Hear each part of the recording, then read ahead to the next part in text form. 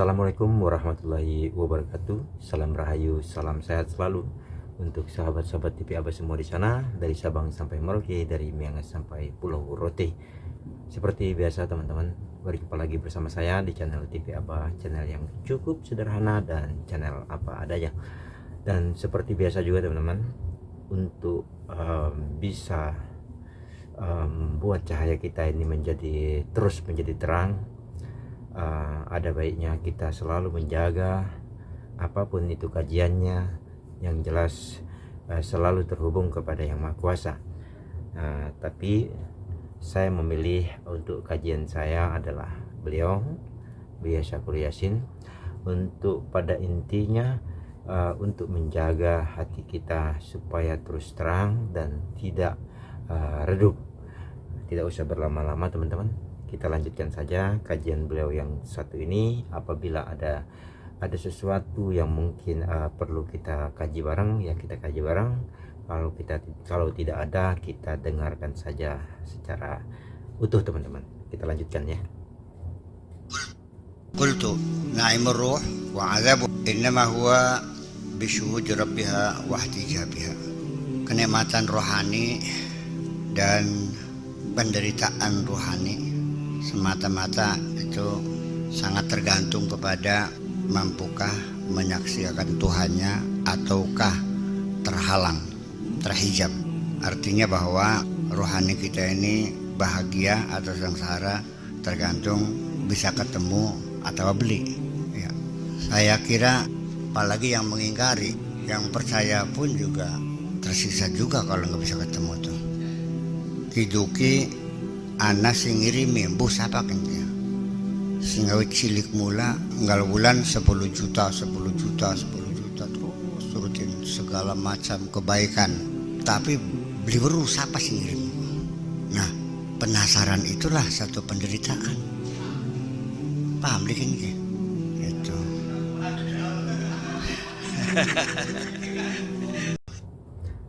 Kita potong sebentar dulu teman-teman ya. Ketidaktahuan itulah adalah sebuah penderitaan. Jadi memang kalau kita sudah lari ke satu wadah seperti ini, tentunya kita harus betul-betul mengenal, mengetahui, memahami, serta dekat kepada Yang Maha Kuasa. Tapi yang menjadikan masalah, mungkin sahabat-sahabat TV Abah semua, saya hanya meyakini pasti ada yang tahu, atau mungkin justru lebih banyak yang tahu. Tapi untuk 1-2 orang yang belum tahu, bagaimana kita bisa mengenali Yang Maha Kuasa yang selalu mengatur rezeki kita, memberikan rezeki kita, dan memberikan keselamatan baik di dalam lahiriah ataupun batiniah.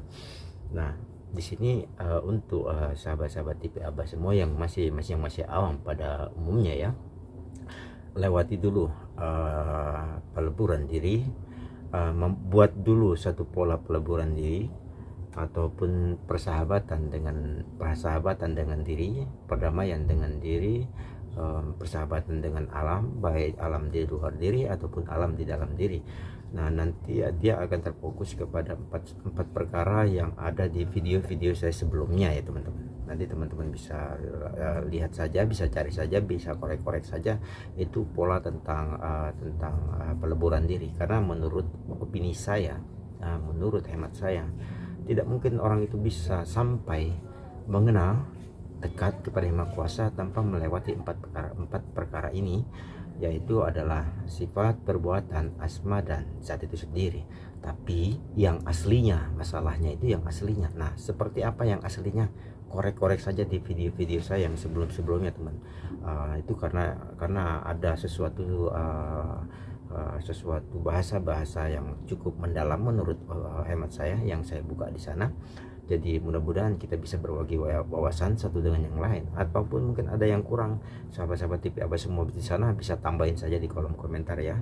Dan ini kajian yang barusan beliau utarakan ini sangat luar biasa menurut opini saya. Bagaimana tidak luar biasa?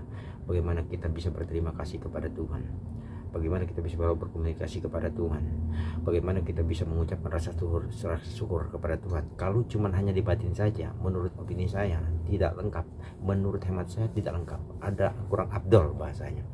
Tentunya pasti ada proses sebab musabab. Nah, selain daripada batin, proses sebab musabab itulah menjadi ujung tombak untuk kita bisa berterima kasih, bisa mempunyai rasa syukur yang tinggi, bisa bersosialisasi, bisa saling menghargai, bisa saling menghormati di dalam satu titik, yaitu adalah kembali kepada Yang Maha Kuasa. Kita lanjutkan ya, sahabat-sahabat.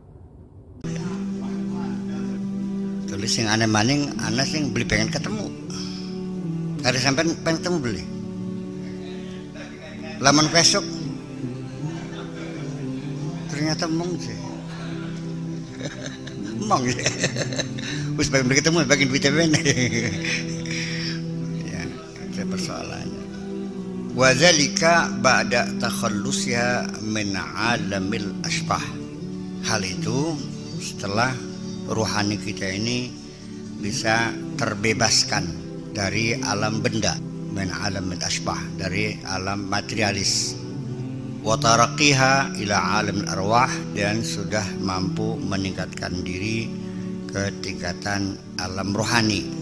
Fayakunu hina idzin, sehingga dengan demikian maka na'imuha, kenikmatan rohani itu ruhul wisal, yaitu adanya persambungan, warihanul jamal, dan surga keindahan, wa azabuha ihtijabuha ala syuhudi zalikal jamal, tersiksanya itu, penderitanya itu adalah terhalang, terhijab, tidak mampu melihat keindahan itu.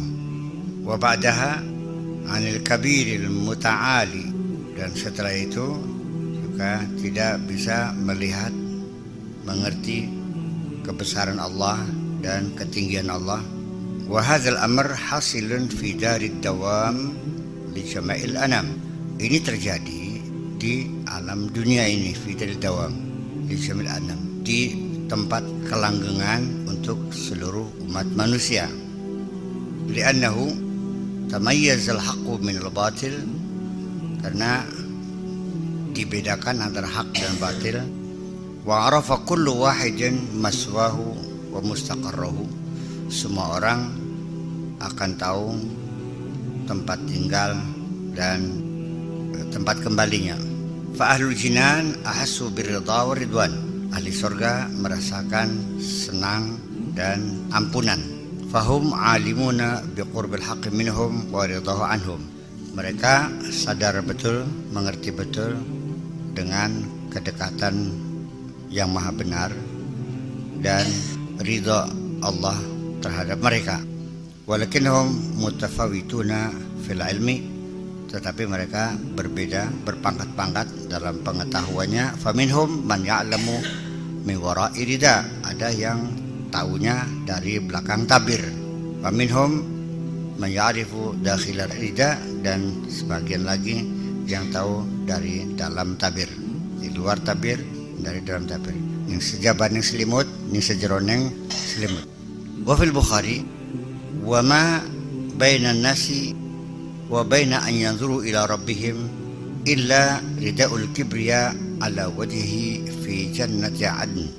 Beda jarak antara manusia dengan kemampuan mereka melihat Tuhannya tidak lain hanyalah persoalan selimut kesombongan, ala wajhi, di atas wajah Allah, fi jannati adn, di surga Aden.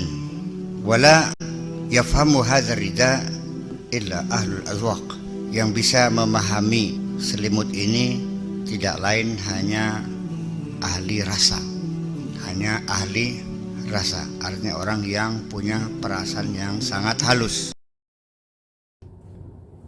Tunggu sebentar ya teman-teman. Yang bisa memahami tentang ini semua yang beliau katakan tadi, itu adalah ahli rasa, orang yang mempunyai level rasa yang cukup tinggi sehingga mampu merasakan kehalusan daripada rasa itu sendiri. Dan memang untuk bisa melihat Tuhan itu sendiri, menemukan Tuhan itu sendiri, tentunya di dalam pangkat-pangkat yang berbeda-beda, tentunya di dalam pola berpikir mereka yang berbeda-beda ataupun level mereka berbeda-beda. Dan mungkin di tingkatan saya yang paling rendah ini adalah seperti inilah pola yang saya miliki, di mana kita tidak akan pernah bisa bertemu dengan Tuhan.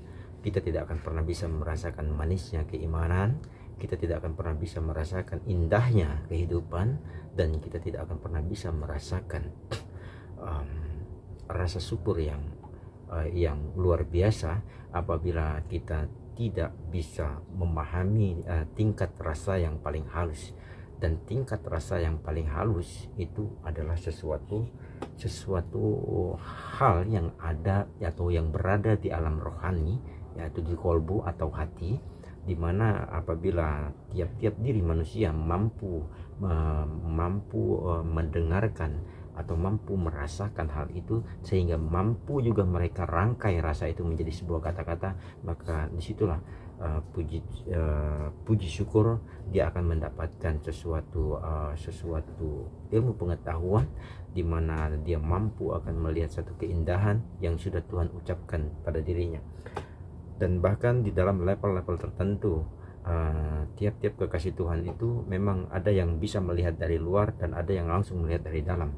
Nah, itu hanyalah satu tingkatan-tingkatan saja teman-teman, di mana yang paling utama adalah di mana orang itu sudah menemukan sebuah pintu dan sudah mampu memahami secara utuh maksud dan tujuan Tuhan di dalam tiap-tiap diri untuk pribadi manusia itu sendiri, baik dari dalam ataupun dari luar, karena terkadang bisa datang dari dalam dan juga bisa datang dari luar. Kita lanjutkan teman-teman.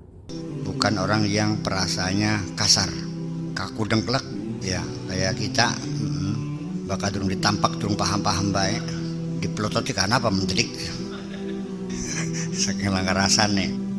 Wa amma ahlun nar fa ahassu bil bu'di minal wahidil qahar. Ahli neraka itu merasakan akan kejauhan dirinya dari Allah yang Maha Esa dan Maha Memaksa. Fatadha'afa 'adzabuhum fi daril bawar, maka berlipat gandalah siksa mereka di dalam hari akhirat nanti. Persoalan melihat dan tidak melihat. Tidak melihat merupakan siksa, dan mampu melihat itulah satu kebahagiaan dalam rohani kita. Nah, sebentar teman-teman. Kebahagiaan memang yang sesungguhnya bila mana seorang manusia itu sudah bisa melihat Tuhannya. Nah, kembali lagi, bagaimana kita bisa mencapai satu titik perjalanan kita bisa melihat Tuhan. Nah, teman-teman bisa korek kembali video-video saya yang sebelumnya. Memang saya sudah kupas, ada di beberapa video itu, teman-teman bisa korek sendiri. Tapi sesungguhnya saya juga tidak mengerti kadang-kadang teman-teman.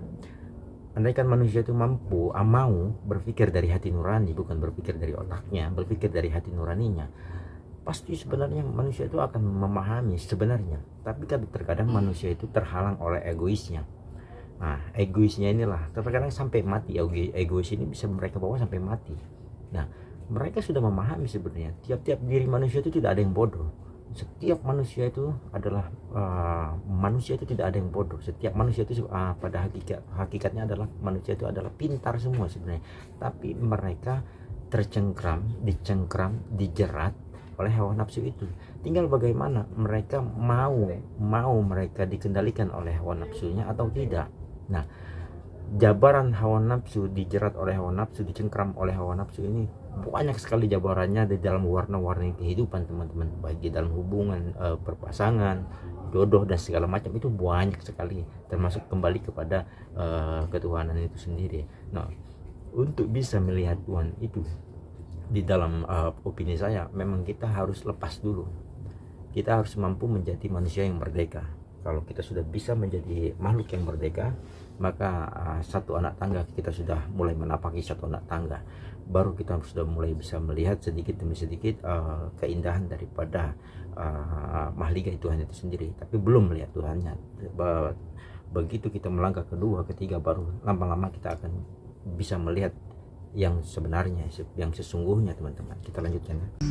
Walau annal haqqa ta'ala tajalla lahum, kalau seandainya Allah itu bertajalli lahum bisifati jamalihi, tampil dan bertajalli dengan sifat jamalnya, dengan sifat indahnya, la ansahum zalikal yauma azabahu.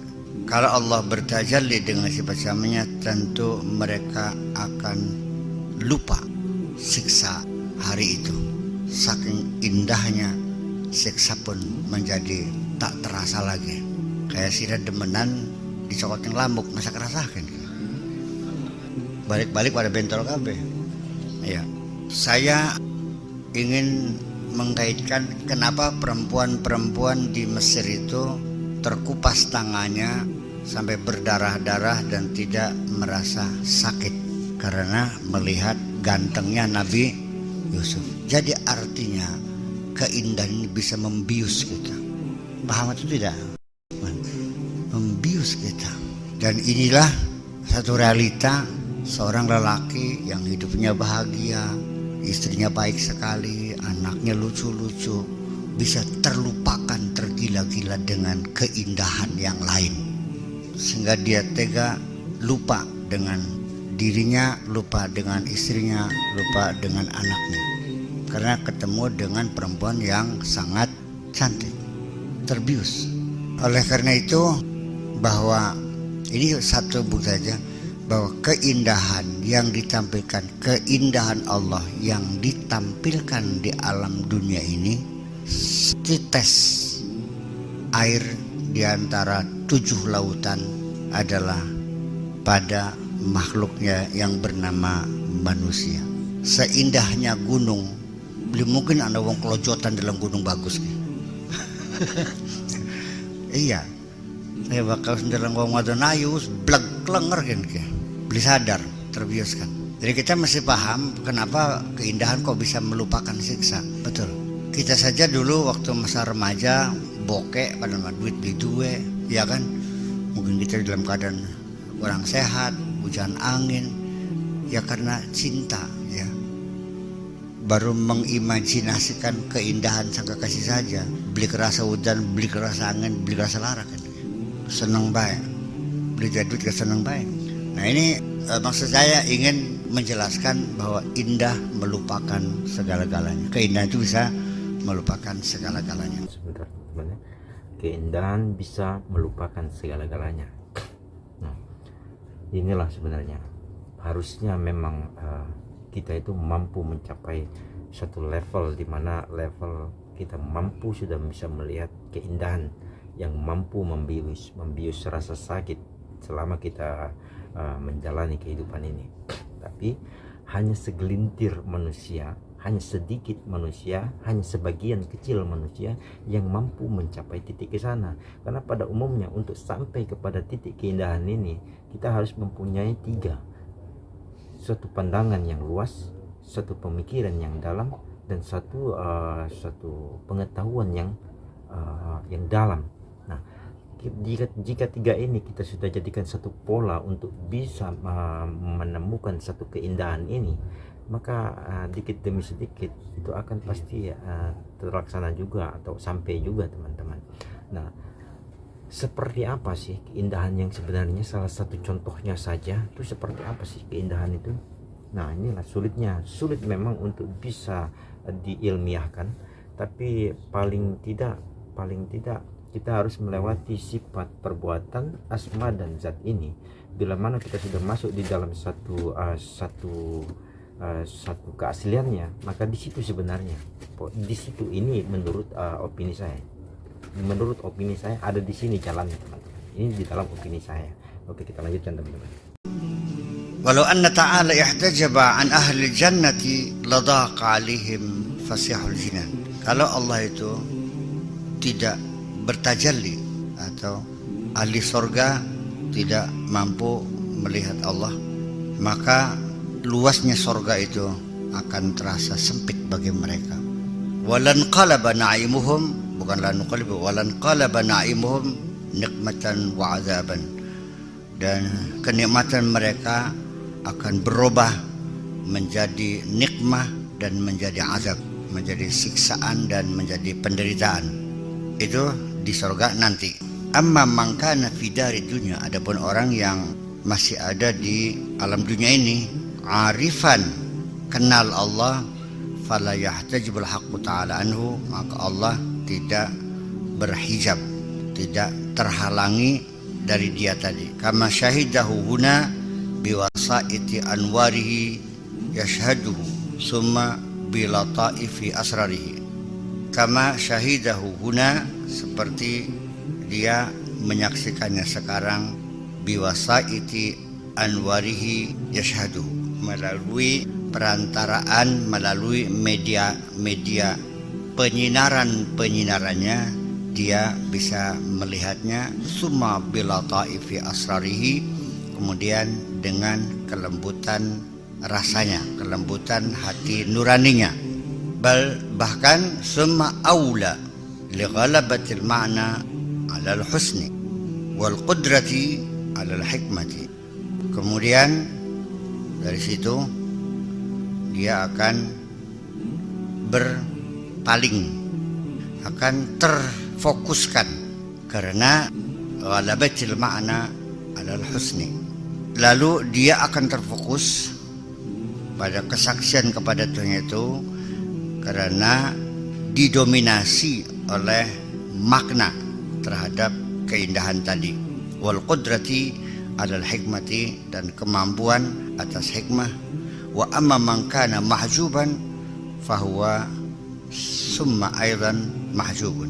Qala ta'ala, adapun orang yang di dunia ini mahjub, maka di akhirat pun dia akan menjadi mahjub, tertutup. Wa amma man kana huna mahjuban fahuwa samma wa huwa samma aidan mahjubun. Adapun orang yang di sininya ini tertutup, maka dari situlah, maka dengan demikian wa min samma, sebenarnya fahuwa samma, sebenarnya fa min samma aidan mahjub, maka kelak besok pun dia akan tertutup juga. Qala ta'ala, ya, kalau bisa bahwa fahuwa sama, famin sama, sebetulnya pakai min, famin sama, bahasa Arabnya begitu. Wa man kana fi hadhil ama fahuwa fil akhirati ama. Orang yang di dunia ini buta, maka di akhirat pun dia akan buta juga. Ini kata Allahnya. Nah, sekarang kamu di sini buta tamalek, picak tamalek serap, paruh-paruh, yang kan separuh-paruh kan main. Mungkin picak maning. Ya artinya bahwa sungguh sangat tidak masuk akal juga. Mata punya tapi tidak bisa memandang, telinga punya tapi tidak bisa mendengar, hati punya tapi tidak bisa memahami. Ulaika kal anam, pada karo sapine kita. Balhum adallu, bahkan lebih sesat lagi daripada binatang ternak. Ya, ini artinya bahwa Allah mengisyaratkan kepada kita bahwa mata itu fungsinya untuk melihat, telinga fungsinya untuk mendengar, hati untuk memahami. Nah, ketika indera yang Allah berikan kepada kita tidak dimanfaatkan untuk melihat, untuk mendengar, memahami, ya itu sama dengan binatang juga. Sesungguhnya saya katakan lagi, mata kita sehat bisa melihat. Kenapa mata bisa melihat? Kenapa saya bisa melihat Kang Bad, bisa melihat Pak Joni, bisa melihat Awan? Kenapa? Ya karena saya mata sehat. Tidak juga. Ketika lampu saya matikan, saya tidak bisa melihat kamu kok. Ketika dalam keadaan gelap gulita, apa yang bisa kita lihat? Kamu bisa melihat enggak? Kenapa nggak bisa melihat? Berarti mata bisa melihat harus ada sinar. Sinarnya nggak ada, ya nggak bisa melihat. Hati pun sama, tidak akan bisa memahami. Hati juga tidak akan bisa berfungsi ketika hati kita dalam keadaan gelap gulita. Paham di sini? Sudah kerasa beliau tidak petenggi. Aneh tuh mah. Sebentar ya teman-teman. Nah inilah yang dikatakan ilmu ma'ani yang sudah beliau pahami. beliau memahami secara fakta nyata apabila mata kita itu tergantung oleh sesungguhnya oleh sinar. Kalau sinar tidak ada, maka kita tidak akan pernah bisa melihat sekalipun mata kita itu sehat. Nah, itu bahasa itu sesungguhnya adalah bahasa yang sangat dalam. Jadi hati-hati ya teman-teman. Beliau ini bahasanya secara lahiriah, fakta nyata, tapi harus kita tarik secara maknawiah ke dalam, sehingga kita akan mengerti kemana arah dan tujuan yang akan beliau sampaikan. Kalau kita hanya sebatas lahiriah saja, maka kita tidak akan pernah bisa sampai kepada maksud dan tujuan apa yang hendak beliau sampaikan. Beliau menyampaikan secara biasa, secara umum seperti biasa, tapi sesungguhnya beliau menyelipkan salah satu sir-sir yang beliau miliki. Tapi mudah-mudahan kita bisa menangkapnya, memahaminya, atau bisa mengetahuinya. Salah satunya tadi seperti mata. Manusia itu pada hakikatnya tidak akan pernah bisa melihat apapun tanpa adanya sinar. Sinar itu diibaratkan daripada adalah cahaya ketuhanan itu sendiri, teman-teman. Kita lanjutkan ya. Bahkan paten adu petang, tapi petangnya hati nggak pernah ada orang yang berkeluh kesah betapa gelapnya hatiku ini. Ya memang ya berbeda.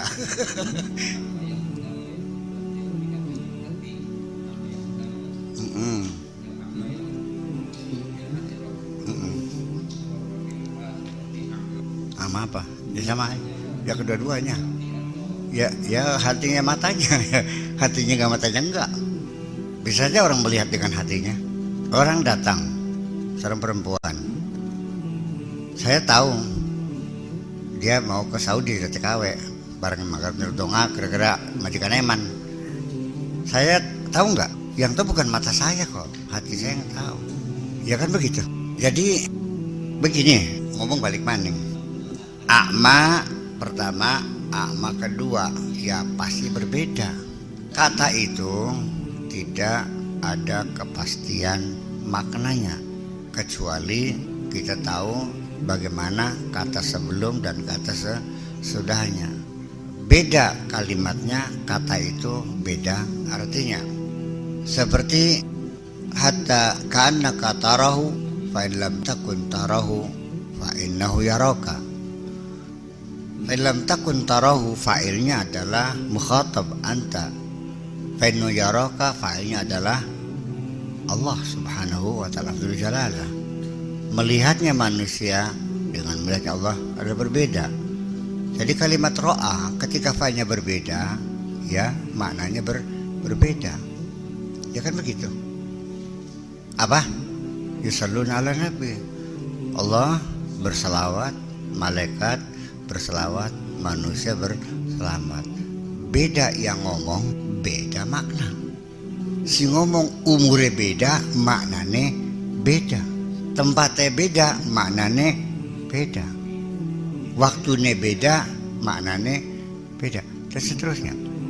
Ini makanya kajian kita ini sesungguhnya perlu pemahaman, pengembangan. Kanjeng Nabi sendiri ketika bicara kepada seorang sahabat, ini apa umumul lafzi, apa khususul lafzi? Kan banyak memang itu. Nah ini tidak berlaku umum, ini khusus. Lah isitulah dari tinjauan itu masih global. Nah kalau kita kan kajian psikolinguistik itu kan sudah terfokus bahwa ketika yang diajak bicara berbeda, pasti nuansa maknanya pun berbeda, ya. Dan Nabi juga punya kira-kira dan sangat cerdik sekali bicara dengan intelektual, berbeda dengan orang bodoh. Maka ketika Nabi berbicara kepada orang-orang seperti Bilal, seperti Yasir bin Ammar, bangsa budak-budak belir, orang bodoh, maka kita melihatnya Nabi ngomongnya sangat sederhana sekali. Tapi kalau ngomong Sayyidina Ali seperti terlalu dalam dan tidak mudah untuk sekedar diterjemahkan seperti biasa. Nah ini kan seperti contoh aja. Dunia sijilul mukminin wa jannatul kafirin. Kita ngomong kepada orang intelektual, kepada orang bodoh, salah paham bukannya gini. Jadi pembenaran untuk umat Islam bahwa melarat wajar karena sijilul mukminin, bodoh, melarat, tukaran baik, ya kelanti, penyakit melulu, ya wajar yang arti kan yang penjara. Saya beli enak ya lo untuk beli paham. Ya seperti itulah kira-kira. Ya, begini, wa inna mata'mal qulub tuh, bahwa pandangan mata ini sangat tergantung bagaimana posisi hati kita memandang. Sebaik-baiknya orang menurut masyarakatnya, tapi karena kita dislike kepada seseorang itu, karena memang kita tidak suka, hati kita tidak suka, maka mata kita tidak pernah melihat dia benar kok, salah baik. Kalau kita sudah senang pada seseorang, tangi turu belak dulu gak ayu baik seperti itu, Mbak. Jadi memang yang sesungguhnya yang buta itu hati, itu bahasa hakikatnya seperti itu. Walakin ta'mal qulub, tetapi hati yang buta ini. Kalau hati kita sudah buta, ya mata juga ikut buta. Tapi sekalipun mata buta, hati tidak akan buta. Itu persoalannya. Yang membutakan mata itu, yang membutakan hati apa sih? Ya itulah sikap kita, suka atau tidak suka, baik selera, dengan kepentingan. Kita merasa terancam kepentingan kita. Ya apapun yang dilakukan orang itu tetap kita a priori, ya. Nah, seperti itulah kira-kira. Jadi makanya sesungguhnya nanti yang menjadi pusat penilaian kita, Allah bagaimana menilai kita, to the point. Wallahu yatawalla bisarair. Allah akan langsung melihat hati kita. Kita sambung di lain waktu teman-teman, karena memang videonya singkat, tepat dan padat. Kalau ada sempat waktu lagi mungkin saya akan terus membuatnya, tapi kalau tidak ada waktunya mungkin 2 hari 3 hari ke depan nanti saya akan mencoba untuk membuatnya di room yang terbuka, karena saya harus mampu membagi waktu untuk bisa bekerja, dan saya juga harus bisa menjaga dan merawat daripada kajian ini, agar terutama untuk pendidikan diri sendiri ataupun pendidikan untuk kita semua, sehingga kita bisa berbagi satu dengan yang lain wawasan. Karena ilmu pengetahuan itu sesungguhnya apabila kita simpan sendiri, maka sudah barang pasti akan sirna, hilang di telan bumi teman-teman. Kita lanjutkan di video-video selanjutnya, dan saya sudah di penghujung acara. Wassalamualaikum warahmatullahi wabarakatuh.